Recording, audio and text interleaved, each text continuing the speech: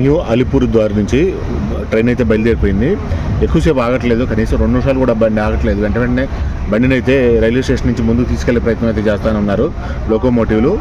ఇప్పటికే 3 గంటలు లేటుగా అయితే నడుస్తుంది కాబట్టి బండి ఇక్కడ నుంచి పూర్తిగా మనం పశ్చిమ బెంగాల్ నుంచి అస్సాంలోకి అయితే ఎంటర్ అయిపోతున్నాము.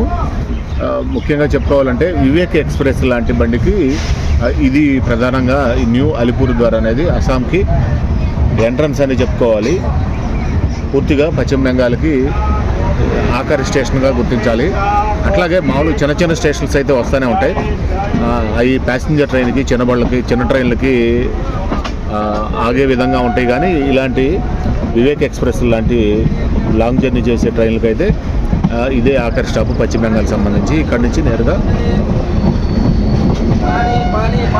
అస్సాంలోకి అయితే ఎంటర్ అయిపోతున్నాము. అస్సాం గురించి, మా సంస్కృతి సాంప్రదాయాల గురించి కూడా మనం కొంత చెప్పుకుంటూ వెళ్దాము. ట్రైను కేవలం రైల్వే స్టేషన్ స్టార్టింగ్లో, ఎండింగ్లో మాత్రమే కొంచెం నిదానంగా వెళ్తుంది. మిగతా అంతా కూడా చాలా స్పీడ్గా వెళ్తుంది బండి. ఇప్పుడు ఇక్కడ మనకి ఫస్ట్ రాబోయే స్టేషన్ వచ్చేసి కోక్రాఘర్ వచ్చేసింది. కోక్రాఘర్ అంటే అస్సాంలో వచ్చే మొదటి స్టాప్ అనమాట వివేక్ ఎక్స్ప్రెస్కి. అలీపూర్ ద్వారు మనం క్రాస్ చేసి ముందుకు వచ్చేసాము. అంటే ఇక్కడ నుంచి దాదాపు మనం అస్సాం సరిహద్దుల్లోకి వచ్చేసినట్టే లెక్క. ఇక్కడ సంస్కృతి సాంప్రదాయాల గురించి కూడా ఒకసారి చెప్పుకోవాలంటే వీళ్ళు బిహు అనే పండుగని బాగా చేసుకుంటారు. అలాగే బిహు డ్యాన్స్ కూడా చాలా ఫేమస్. అట్లాగే వీళ్ళు మగవాళ్ళు కానీ ఆడవాళ్ళు కానీ ధరించే దుస్తుల గురించి కూడా ఒకసారి వాళ్ళ వేషధారణ, కట్టుబొట్టు ఎలా ఉంటుందంటే సాంప్రదాయ దుస్తుల పరంగా మగవాళ్ళు అయితే ధోతి, కుర్తా, తలకి గమోసా లాంటిది అయితే పెట్టుకుంటూ ఉంటారు. అది వాళ్ళకి గౌరవానికి ప్రతీకగా అయితే వాళ్ళ ఆచారాల ప్రకారం అలా చేసుకుంటారు. ఆడవాళ్ళకు సంబంధించి మేకేలా చాదర అనే ప్రత్యేకమైన 2 ముక్కల చీర లాంటి బట్టలు అయితే కట్టుకుంటూ ఉంటారు. అట్లాగే అస్సాం సిల్క్కి సంబంధించి ముగ్గా సిల్క్ అనేది ఇక్కడ ప్రపంచ ప్రసిద్ధిగాంచింది. ఇది బంగారం రంగులో కలిగి ఉంటుంది కాబట్టి ఈ దారాన్ని ఉత్పత్తి చేయడానికి ఇక్కడ పట్టుపురుగుల పెంపకం కూడా బాగా జరుగుతూ ఉంటుంది. ఆహార అలవాట్ల గురించి కూడా చూసినట్లయితే వీళ్ళు కారం చాలా తక్కువగా తింటారు. వీరు తినే అన్నంలో చేపలు మరియు వెదురు చిగురులతో తినడానికి ఎక్కువగా ఇష్టపడతారు. ఎక్కువగా ప్రతిరోజు దాదాపు చేపలు అయితే తింటారు. అలాగే ఇక్కడ వెదురు బొంగులకు సంబంధించి ఇక్కడ అంతా కూడా ఎక్కువగా చెట్లు, ఎక్కువగా ఫారెస్ట్ ఏరియా లాగా ఉంటుంది కాబట్టి వెదురు చిగురులతోటి వీళ్ళు ఆహార పదార్థాలను అయితే ఎక్కువగా తయారు చేసుకోవడానికి, తినడానికి ఇష్టపడుతుంటారు. ముఖ్యంగా ఇదంతా కూడా చైనా కల్చర్కి దగ్గరగా ఉంటుంది కాబట్టి విభిన్నంగా కనిపిస్తూ ఉంటాయి. ఈ అస్సాం కావచ్చు, ఈశాన్య రాష్ట్రాలన్నీ కావచ్చు. కొంత నేపాలీ వేషధారణ ఉంటుంది, కొంత చైనా వాళ్ళ వేషధారణ ఉంటుంది, కొంత టిబెట్ వాళ్ళ వేషధారణ ఉంటుంది, కొంత బంగ్లాదేశ్ ఉంటుంది. ఇట్లా మిక్సింగ్ అంతా భిన్నంగా ఉంటుంది కాబట్టి రకరకాల వేషధారణలు, రకరకాల భాషలు అయితే ఉంటూ ఉంటాయి. మామూలుగా వీళ్ళు అస్సాం మాట్లాడే భాష అస్సామీ మాట్లాడుతుంటారు, హిందీ మాట్లాడుతుంటారు. అట్లాగే వాళ్ళు లోకల్గా తెగల వాళ్ళు చాలామంది ఉంటారు కాబట్టి ఇలా చాలా తెగలకు సంబంధించి చాలా భాషలు ఉంటాయి. ఆ భాషకి లిపి అనేది కూడా పెద్దగా ఉండదు, జస్ట్ మాట్లాడుకునే దానికే ఉంటుంది. రాతపూర్వకంగా రాసుకోవడానికి కూడా లేనండి రకాలైతే ఇక్కడ మనం అస్సాం వైపు నుంచి ఈశాన్య రాష్ట్రాల్లో గోల్డ్ అనే భాషలు అయితే చూడవచ్చు. రకరకాల జాతులకు సంబంధించి కూడా కోయ జాతులు, కొండ జాతులు, అలాగే గిరిజనులకు సంబంధించి గోల్డ్ అనే తెగల వాళ్ళు కూడా ఇటువైపు అయితే కనిపిస్తూ ఉంటారు. మనం అస్సాంలోకి అయితే ఎంటర్ అయిపోయాము. ఫస్ట్ మనం వివేక్ ఎక్స్ప్రెస్ ఆగేది కోక్రాఘర్ అయినా కూడా ఇక్కడ అస్సాంకి సంబంధించి పూర్తిగా బెంగాల్కి, అస్సాంకి పూర్తిగా కొద్దిగా సంస్కృతి సాంప్రదాయాల పరంగా చూసుకున్నా, లేదంటే ఇళ్ళు కట్టుబడి చేసుకునే విధానంలో చూసుకున్నా, భాష మాట్లాడే విధానంలో చూసుకున్నా, వాళ్ళ కట్టుబొట్టు గురించి మనం గమనించినట్లయితే పూర్తిగా కొంచెం తేడాలు అయితే కనిపిస్తూ ఉంటాయి. ఇట్లా వాతావరణం పరంగా చూసుకున్నట్లయితే మన ఒరిస్సా నుంచి కూడా వాతావరణం అయితే ఇలాగే ఉంది. వర్షాలు బాగా పడుతూ ఉన్నాయి. ఒరిస్సాకు కానీ, పశ్చిమ బెంగాల్కి కానీ, అలాగే అస్సాంకి కూడా మంచి వానలు అయితే పడుతూ ఉన్నాయి. దాదాపు ఎక్కడ చూసినా కూడా రైల్వే ట్రాక్ వెంట నీళ్లు కనిపిస్తూనే ఉన్నాయి పొలాల్లో. అట్లాగే ఇక్కడ నేషనల్ హైవే కూడా కనిపిస్తూ ఉంది. వీడియోలో మనం గమనించినట్లయితే పశ్చిమ బెంగాల్ నుంచి అస్సాం వైపు వెళ్ళే నేషనల్ హైవే. ఇదంతా కూడా చికెన్స్ నెక్ కారిడార్ కాబట్టి ఇక్కడ భూభాగం పెద్దగా వెడల్పు ఉండదు కాబట్టి అట్లా రైల్వే ట్రాక్, రోడ్డు రెండు పక్క పక్కనే ఎక్కువ దూరం అయితే ప్రయాణం చేస్తూ ఉంటాయి. ఇట్లా పెద్ద పెద్ద అడవులు చెట్లులాగా ఈ అస్సాం ఏరియాలోకి అయితే మనం ఎంటర్ అయిపోయాము. ఇక్కడంతా కూడా వెదురుతోటి తయారు చేసుకున్నవి ఎక్కువ వాడుతూ ఉంటారు. వెదురు అంతా ఇష్టపడతారనమాట ఇక్కడ అస్సామీ ప్రజలందరూ కూడా. వెదురుతోటి చేసుకునే వంటకాలు చేస్తుంటారు, వెదురుతోటి ఇల్లు తయారు చేసుకుంటారు. దాదాపు అంతా కూడా దాదాపు 80% వెదురుతోటి చేసుకునేవి కనిపిస్తూ ఉంటాయి.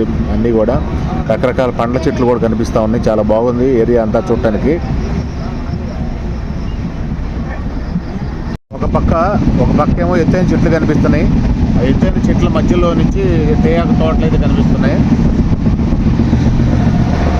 ముఖ్యంగా మనకి అస్సాం వైపు అంతా కూడా, అస్సాం అంటే టీ ఆకులకి ఫేమస్ కాబట్టి ఆ టీ ఆకుల్లో కూడా చాలా బోల్డెన్ రకాలు ఉంటాయి. ఎత్తైన చెట్ల మధ్య చిన్న చిన్న టీ తోటలను అయితే ఎక్కువగా పెంచుతుంటారు వాలుతలాల పలయంగా. ఇక్కడ చదరపాటి నేలలు అయితే చాలా తక్కువగానే ఉంటుంటాయి. అయినా కూడా అగ్రికల్చర్ పరంగా ఈ టీ ఆకు తోటలను అయితే కొండ వాలుతలాల మీద చాలా బాగా పెంచుతూ ఉంటారు, సాగు చేస్తూ ఉంటారు. కోకరగర్ స్టేషన్ నుంచి బండి అయితే బయలుదేరింది. 2 నిమిషాలు కూడా పూర్తి కాకముందే బయలుదేరేసింది.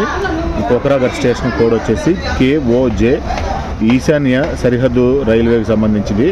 ప్లాట్ఫామ్లు అయితే 2 ఉన్నాయి. ప్రాముఖ్యత గురించి బోడో ల్యాండ్ టెరిటోరియల్ రీజన్కి సంబంధించి ప్రధాన కేంద్రం కావడంతో ఇక్కడ ఉద్యోగులు, విద్యార్థులు మరియు రోగులకు చాలా కీలకమైన స్టేషను. ఏదైనా రోడ్డు మార్గాలు అనేవి ఇక్కడి నుంచి ఈశాన్య రాష్ట్రాల వైపు తక్కువగా ఉంటాయి కాబట్టి బాయ్ కోకరాగర్ చెప్పుకుంటూ బండి అయితే ముందుకు సాగిపోతూ ఉంది.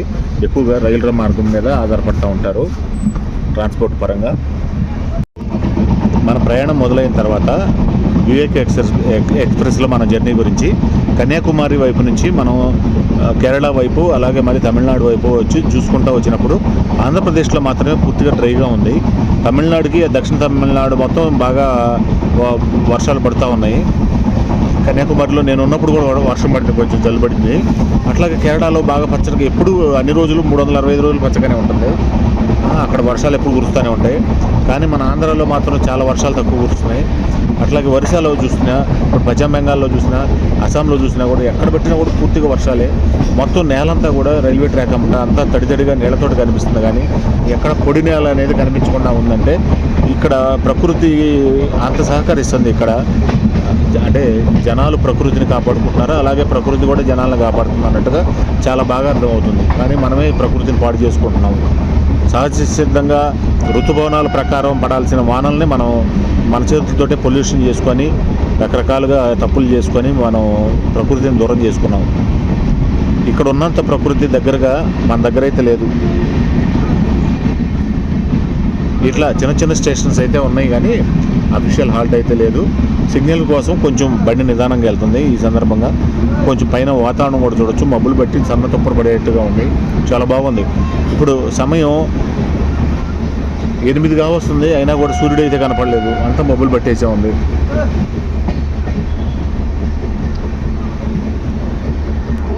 బాగా నైట్ టైము టెంపరేచర్ అయితే 22 దాకా వచ్చింది. ఇప్పుడు 8 గంటల సమయంలో 26కి వచ్చింది. దాదాపు 30 అయితే దాటదనుకుంటాను టెంపరేచర్ ఇక్కడ. ఇప్పుడు ప్రస్తుతం ఉన్న మనం అస్సాం ఏరియాలోకి వచ్చేసిన వైపు దాదాపు 30-32 కంటే టెంపరేచర్ అయితే పెరగబోతుంది డే మొత్తం మీదుగా. కనిష్టంగా 22, గరిష్టంగా 32. ఇది ఒక 10 డిగ్రీలు అయితే తేడా ఉంటుంటుంది కదా. మనము అస్సాంలో మరొక రైల్వే స్టేషన్ అయిన న్యూ బొంగైగావ్ చేరుకున్నాము. ఈ స్టేషన్కి ఒక ప్రత్యేకత అయితే ఉంది. ఈ స్టేషన్లో మొత్తం 7 ప్లాట్ఫారంలు ఉంటే 7 ప్లాట్ఫారంలు కూడా మొత్తం 12 ట్రాకులను అయితే కలిగి ఉన్నాయి. ఇదంతా కూడా ఈ ఈశాన్య రాష్ట్రాలకు సంబంధించి ఈ న్యూ బొంగైగావ్ అనేది ఒక నది పైన ప్లాట్ఫారంలన్నీ కట్టడం జరిగింది. ఇదంతా కూడా బ్రహ్మపుత్ర నదికి ఉపనది అయిన నది పైన కట్టడం, ప్లాట్ఫారాలు కట్టడం, నదిని డిస్టర్బ్ చేయకుండా, నది పారుదలకి ఆటంకం కలగకుండా చేయటం అనేది చాలా బాగుంది. చూడొచ్చు ట్రైన్లకు సంబంధించి చాలా లైన్లు పక్క లైన్లు కనిపిస్తూ ఉన్నాయి. ఇది ఒక చిన్న జంక్షన్ స్టేషన్ కాబట్టి. అట్లాగే అమృత్ భారత్ పథకం కింద కూడా సుమారు 55 కోట్లతోటి అభివృద్ధి అది చేస్తున్నారు. ప్లాట్ఫారం మీదకి వచ్చేసాము మనం. ఇట్లా ఈ ప్లాట్ఫారం కింద నది ప్రవహిస్తూ ఉంటుందంట. ఉన్న 7 ప్లాట్ఫారాలు కూడా నది ప్రవాహానికి కింద పక్కే ఉన్నాయంట. కింద నుంచి నది పోతూ ఉంటుంది, పైన ట్రైన్ పోయేటట్టుగా ప్లాట్ఫారాలు, స్టేషన్ మొత్తం కూడా నది కిందే ఉన్నాయి. ఇట్లా ఉంది. చూడొచ్చు న్యూ బొంగైగావ్ ఈ విధంగా ఉంది. ఇక్కడ ప్రత్యేకంగా మన ఈశాన్య రాష్ట్రాలకు సంబంధించి రైలు వర్క్షాప్ కూడా ఉంది. ఇక్కడ పెద్ద గ్యారేజీ, వ్యాగన్ వర్క్షాపు రెండింటికి సంబంధించి వర్క్షాపు చాలా బాగా ఇక్కడ పనికొస్తూ ఉంది ఈశాన్య రాష్ట్రాలకు సంబంధించి. ముఖ్యంగా 140 రైళ్ళు అయితే ఇక్కడ ప్రతిరోజు జర్నీ చేస్తాయంట ఈ చిన్న జంక్షన్ నుంచి. మంచి అవకాశాలు అయితే ఉన్నాయి ఇక్కడ. వసతి పరంగా కూడా కొన్ని మంచి అవకాశాలు ఉన్నట్టుగా చూపిస్తూ ఉన్నారు. ఈ చూడొచ్చు ఈ ప్లాట్ఫారాలన్నీ కూడా కొత్తగా డెవలప్ చేసినట్టుగా కనిపిస్తూ ఉంది. కాంక్రీట్ కూడా కొత్తగా కనిపిస్తూ ఉంది. మధ్యలో రైల్వే ట్రాక్ లేకుండా మొత్తం అటు ఇటు మొత్తం ఒకటే ప్లాట్ఫారంగా పెద్దదిగా చేసేసారు. బాగుంది, చూడటానికి చాలా బాగుంది. కింద నది కనిపిస్తుందా అని చూస్తున్నాను. నదికి కనపడకుండా గోడలు కట్టేశారు. గోడ ఏదైతే ఉందో అవతల ట్రైన్ పోతుందా గోడకు మధ్యలో చిన్న ఖాళీ ఉంది, కానీ నది కనిపించకుండా కట్టేశారు. న్యూ బొంగైగావ్ నది పైన రైల్వే స్టేషన్ ప్లాట్ఫారం చాలా బాగుంది వెరైటీగా. ఇదంతా కూడా రైల్వే స్టేషను. ఈ రైల్వే స్టేషన్ కింద తునియా నది పారుదలగా ఉంటుందంట. తునియా నది అట్లాగే చంపా నది ఇవన్నీ కూడా బ్రహ్మపుత్ర నదికి ఉపనదులుగా ఉంటుంటాయి. మనకి వీడియోలో కనిపిస్తున్న రైల్వే స్టేషన్ అయితే అభయపురి కనిపిస్తుంది క్లియర్గా. అభయపురి రివర్స్లో కనిపిస్తుంది ఒకవేళ షెడ్ మీద. అభయపురి రైల్వే స్టేషను ఇది న్యూ బొంగైగావ్ నుంచి ఒక 20 కిలోమీటర్ల దూరంలోనే ఉంటుంది, పెద్ద దూరం ఉండదు. ఇక్కడ దీని గురించి చూసినట్లయితే ఇక్కడ ఈ స్టేషన్లో ఆగే ట్రైన్లు కూడా చాలా చిన్న స్టేషనే కాబట్టి తక్కువ ట్రైన్స్ ఆగుతాయి. ఇప్పుడే వర్షం జల్లు పడిపోయింది, ప్లాట్ఫారం చూడవచ్చు అంత తడితడిగా ఉంది. సన్న తుప్పర అయితే పడుతూనే ఉంది. దాదాపు ఈ రోజుల్లో కూడా వర్షం పడే సూచనలే కనిపిస్తున్నాయి. దాదాపు ఈ రోజుల్లో సూర్యుడు అయితే కనపడ్డు. ఈ అభయపురి రైల్వే స్టేషన్ గురించి కొన్ని విషయాలు తెలుసుకున్నాం. ఇక్కడ ఆగే ట్రైన్స్ కూడా అమృత్ భారత్ ఒకటి ఆగిద్ది, రాజ్య రాణి ఎక్స్ప్రెస్ ఒకటి ఆగిద్ది, వివేక్ ఎక్స్ప్రెస్ ఆగిద్ది. ఇప్పుడు మనం ట్రావెల్ చేస్తుంది వివేక్ ఎక్స్ప్రెస్లోనే కాబట్టి. తర్వాత Guwahati new Bongaigaon DEMU passenger ఆగుద్ది. ఇంతవరకు ఇక్కడ చాలా లిమిట్గా అవుతాయి ట్రైన్స్.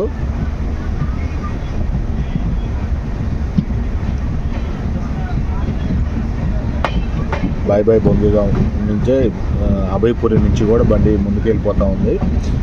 ట్రైన్ ఎక్కువసేపు ఆగట్లేదు, ఇప్పటికే 3 గంటలు లేటుగా ఉంది కాబట్టి కొంచెం త్వరగానే స్టేషన్ నుంచి బయటికి వెళ్ళిపోతుంది. ఇక్కడ కేవలం 2 ప్లాట్ఫారంలు మాత్రమే ఉన్నాయి. ఇది ప్లాట్ఫారంలో ఉండడానికి 2 ఉన్నా కూడా డబుల్ లైన్ ఉన్న ఎలక్ట్రికల్ లైన్ వసతి అయితే కరెక్ట్గానే ఉంది దీనికి. అభయపురి రైల్వే స్టేషన్ కోడ్ వచ్చేసి AYU. చూడొచ్చు క్లైమేట్ ఎంత బాగుందో. ఎక్కడ పట్టినా కూడా అంత చెట్లు, నల్లటి మబ్బులు, వాతావరణం, వర్షం ఒక పొగమంచులాగా వర్షం కురుస్తూ ఉంది, సన్నటి తుప్పర్లు పడుతూ ఉన్నాయి. బాగుంది ఈ అభయపురి రైల్వే స్టేషన్ ఏరియా అంతా కూడా చాలా బాగుంది. పొద్దున్నే 8 గంటల తర్వాత బ్రేక్ఫాస్ట్ అయితే తీసుకున్నాను. ఇది ఒక ఆలు కూరను, ఆనియను, మిర్చి ఇచ్చారు, 6 రోటీ ఇచ్చారు, 40 రూపాయలు తీసుకున్నారు. అంటే ఇది క్యాటరింగ్ వాళ్ళది కాదు, పూర్తిగా బయట వాళ్ళే వచ్చి ఇస్తున్నారు. ఏదైతే పశ్చిమ బెంగాల్ ఎంటర్ అయిన కాడి నుంచి ఫుడ్, వాటర్ మొత్తం బయట వాళ్ళే ఇస్తున్నారు. అట్లాగే ఇది అస్సాంలో కూడా బయట వాళ్ళే, క్యాటరింగ్తో సంబంధం లేకుండా బయట వాళ్ళే తిరుగుతున్నారు ట్రైన్లో. బాగుంది. 6 రోటీ, సబ్జీ కూడా బాగుంది, కూర కూడా. ఈ విధంగా 40 రూపాయలు మాత్రం తీసుకున్నారు, బాగా తక్కువ రేట్లోనే ఇస్తున్నారు.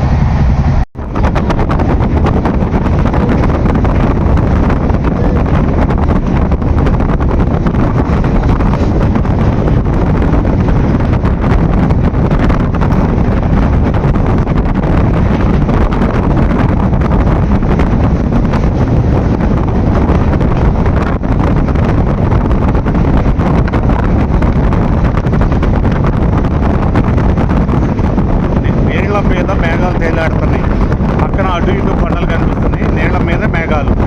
ఈ నది బ్రహ్మపుత్ర నదికి ఉపనదులుగా ఉండే నదులు చాలా ఉంటాయి. ఈ అస్సాం ఏరియా మొత్తం ఇది చాలా పెద్ద నది, బ్రహ్మపుత్ర నదికి ఉపనదిగా ఉండేది. ఇది అసలు ఎంత బాగుందంటే వ్యూ, అసలు పూర్తిగా నీళ్లు కింద నదిలో నీళ్లు, మధ్యలో మేఘాలు, పైన ఆకాశం మొత్తం కలిసిపోయినాయి, ఇంకేం లేదు.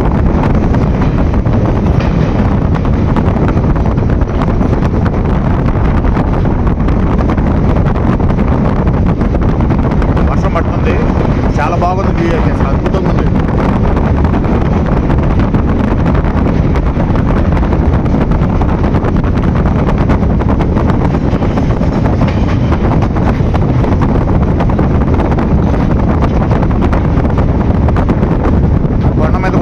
నీళ్ళల్లో మేఘాలు కనిపించకపోవచ్చు, కొండ మీద అయితే క్లియర్గా కనిపిస్తాయి. కొండ పచ్చగా ఉంటుంది కాబట్టి మేఘాలు క్లియర్గా కనిపిస్తాయి.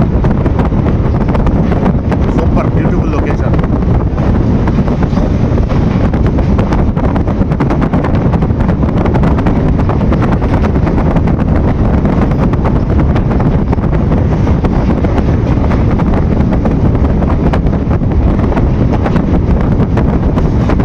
ఏదైతే మనం నదిని క్రాస్ చేసామో అదే ప్రధానమైన బ్రహ్మపుత్ర నది.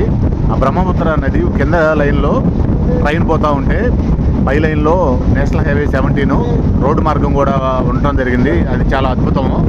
ఏదైతే మనం రాజమండ్రిలో చూస్తామో ధవళేశ్వరం బ్రిడ్జి పైన, రాజమండ్రిలో గోదావరి పైన ఎట్లా ఉందో అట్లాగే ఇక్కడ కూడా బ్రహ్మపుత్ర నది పైన కింద ట్రైన్ పోతూ ఉంటుంది, పైన రోడ్డు మార్గము చాలా బాగుంది.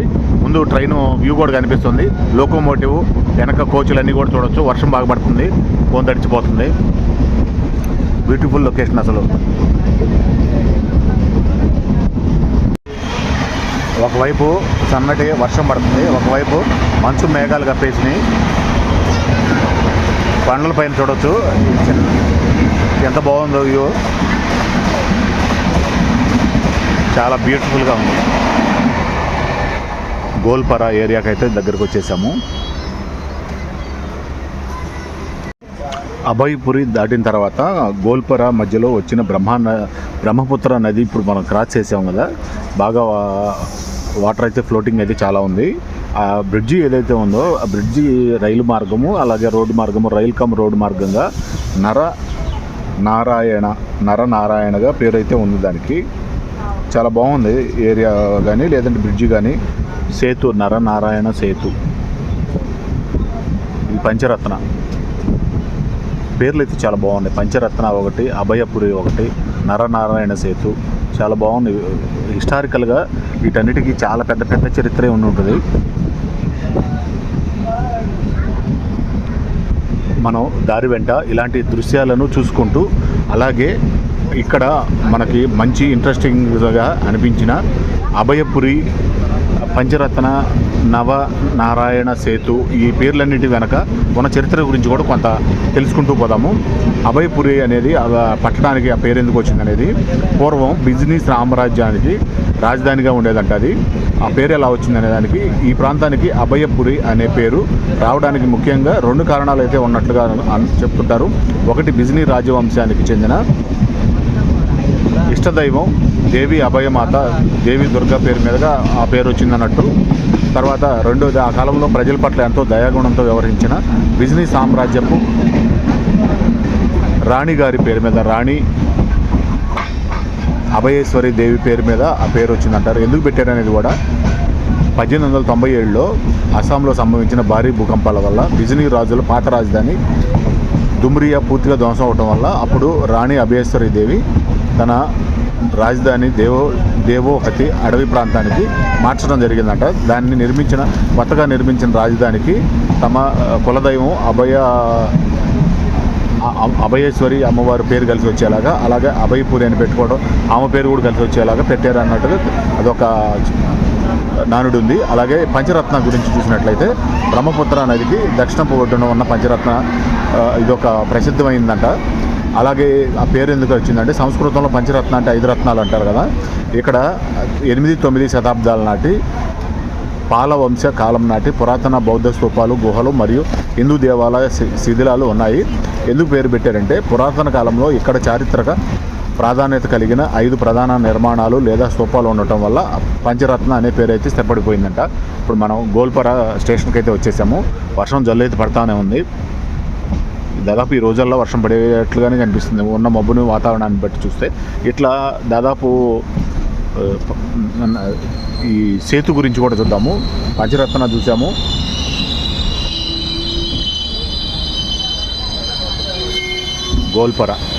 Goalpara railway station. By Goalpara అని చెప్పుకుంటూ గోల్పరా గోల్పరా అని కూడా అంటారు, టౌన్ అని అంటారు, మామూలు గోల్పరా అని కూడా అంటారు. ముఖ్యంగా నరనారాయణ సేతు బ్రహ్మపుత్ర నది పైన నిర్మించిన బ్రిడ్జి పేరు గురించి మనం చెప్పుకోవాలంటే, నరనారాయణ సేతు అనేది ఒక రాజుగారి పేరు. అది ఆ రాజుగారు ఏదైతే కామాఖ్య టెంపుల్ ఉందో ఆ కామాఖ్య టెంపుల్ కూడా కట్టించారంట. వారు అన్నదమ్ములు ఇద్దరు కట్టించడం జరిగింది. అట్లాగే ఈ నరనారాయణ సేతుకు కూడా ఆ పేరు, ఆ రాజుగారి పేరే ఈ రోడ్ కమ్ రైల్ బ్రిడ్జికి కూడా పేరు పెట్టడం జరిగింది. చాలా బాగుంటుంది ఆ బ్రిడ్జి, వాతావరణం అంతా కూడా బ్రహ్మపుత్ర నది పైన చూడటానికి. ఇప్పుడు మనకి నెక్స్ట్ వచ్చే స్టాపు గౌహటి. ఇక్కడ నుంచి కొంచెం దూరం ఉంటుంది. ఇప్పటి వరకు కూడా అన్ని చిన్న స్టేషన్లలోనే ఆగుతూ వచ్చింది. ఇక ఏదైతే అస్సాం రాజధాని గౌహటి ఉందో గౌహటికి అయితే వెళ్ళబోతున్నాము. ముఖ్యంగా వర్షం అయితే రోజు దాదాపు పడుతున్నట్టే ఉంది. ఈరోజు కూడా ఫుల్గా పడుతుంది వర్షం. ముఖ్యంగా చెప్పుకోవటానికి ఈ అస్సాంలో మాత్రం లొకేషను చూడటానికి ప్రకృతి మాత్రం చాలా బాగుంది, అద్భుతం అనే చెప్పాలి. నరనారాయణ సేతు కూడా సూపర్ అని చెప్పాలి. గోదావరి మీద మనం ఎట్లా చూస్తున్నామో రాజమండ్రి కొవ్వూరు మధ్యలో రోడ్ కమ్ రైల్ బ్రిడ్జి, ఇక్కడ కూడా అట్లాగే రోడ్ కమ్ రైల్ బ్రిడ్జి చాలా బాగుంది. కానీ అక్కడ వాతావరణం కంటే ఇక్కడ వాతావరణం ఇంకా చాలా బాగుంది. ఇక్కడ ఎక్కడ చూసినా చెట్లే కనిపిస్తున్నాయి, పచ్చటి వాతావరణమే కనిపిస్తుంది, అద్భుతం అని చెప్పాలి. ఇక నేరుగా గౌహటికి వెళ్ళి ఆగి బండి. ఇప్పటివరకు ఒక చిన్న 3-4 స్టేషన్లే వదిలేసి రావటం జరిగింది. చూడొచ్చు, నాట్లేస్తున్నారు వాళ్ళంతా కూడా, గొడుగులు పట్టుకుని వర్షంలో కూడా. అస్సాం ప్రజలు వాళ్ళ వేషధారణ కూడా చూడొచ్చు. తలపైన టోపీలు కూడా వెదురు పుల్లలతో చేసిన టోపీలే పెట్టుకున్నారు. చాలా యాక్టివ్గా ఉంటారు. పని చేసి అలసట తెలియకుండా చాలా ఉల్లాసంగా ఉత్సాహంగా పని చేసుకుంటారు. వర్షంలో కూడా బాగుంది చూడటానికి కూడా. ఇప్పుడు గౌహటికి ఇప్పుడు మనం క్రాస్ చేసిన గోల్పరాకి మధ్యలో చాలా చిన్న స్టేషన్స్ ఉంటాయి, దాదాపు 20 పైన ఉంటాయి. వీటన్నిటిని కూడా ఇంటర్మీడియట్ స్టేషన్లుగా దాటుకొని గౌహటికి అయితే వెళ్ళి ఆగిద్ది బండి. ఈ దారి వెంట ఉన్న దృశ్యాలను చూసుకుంటూ పోదాం. వర్షం అయితే పడుతుంది, వీడియో తీయడానికి అవకాశం ఉంటుందా ఉండదా అని తెలియదు. నేను అవకాశం వరకు ట్రై చేస్తాను.